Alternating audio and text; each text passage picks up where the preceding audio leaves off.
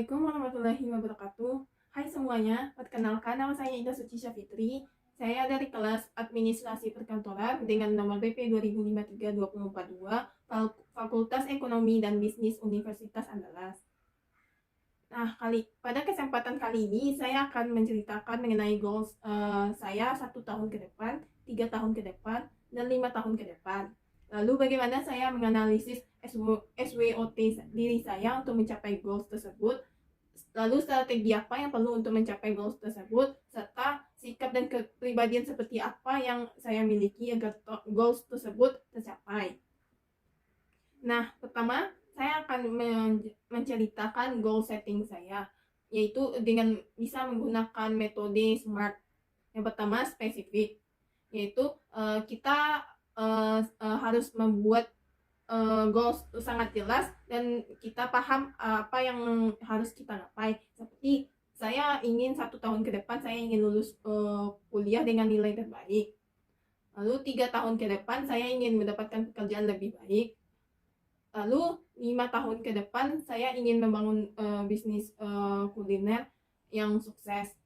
Lalu kedua measurable, yaitu harus dapat diukur dan dievaluasi pencapaiannya.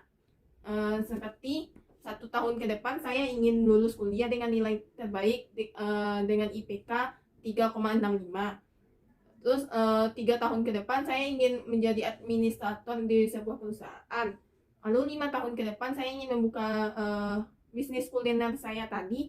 Saya ingin membuka cabang di mana-mana. Lalu ketiga attainable atau dapat dicapai berdasarkan kemampuan. Contohnya seperti 1 tahun ke depan saya ingin dengan lebih tingkatkan lagi kerja saya hingga mencapai IPK 3,65. Lalu 3 tahun ke depan dengan tingkatkan soft skill dan hard skill pada bidang yang saya inginkan tadi. Lalu 5 tahun ke depan saya ingin membuka bisnis kuliner tadi dengan menu franchise dan lain-lain. Lalu keempat realistik, yaitu 1 tahun ke depan. Contohnya seperti 1 tahun ke depan saya ingin tingkatkan cara belajar saya dengan mengerjakan tugas tepat waktu, disiplin dan bertanggung jawab. Lalu 3 tahun ke depan dengan membuka peluang atau kesempatan pada diri saya. Lalu 5 tahun ke depan mempelajari ide-ide bisnis baru. Lalu yang kelima adalah time bound atau berjangka waktu. Contohnya saya ingin 1 tahun ke depan pada tahun 2023 saya ingin lulus kuliah dengan tepat waktu. 3 tahun ke depan pada tahun 2025 saya ingin menjadi administrasi yang disiplin.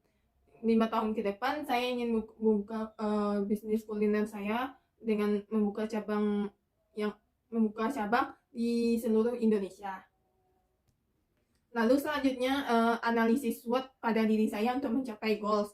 Yang pertama strength atau kekuatan. Kekuatan yang ada di dalam diri saya yaitu saya memiliki relasi yang cukup luas, terus cukup bertanggung jawab dalam melakukan pekerjaan, suka mempelajari hal baru, penasehat dan pendengar yang baik, optimis.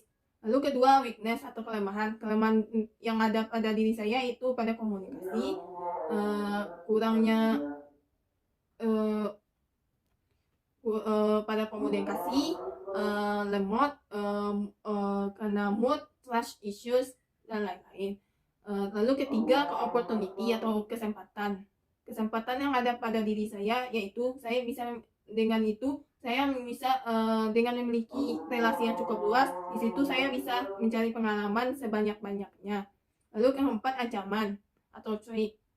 Ancaman yang ada dalam diri saya yaitu pengaruh lingkungan atau pergaulan, karena saya memiliki banyak teman dan saya mudah terpengaruh oleh lingkungan. Lalu kedua bisa jadi dengan mood bisa mempengaruhi diri saya. Lalu strategi saya untuk mencapai goals dengan mengurangi kemalasan, buat goal setting yang teratur,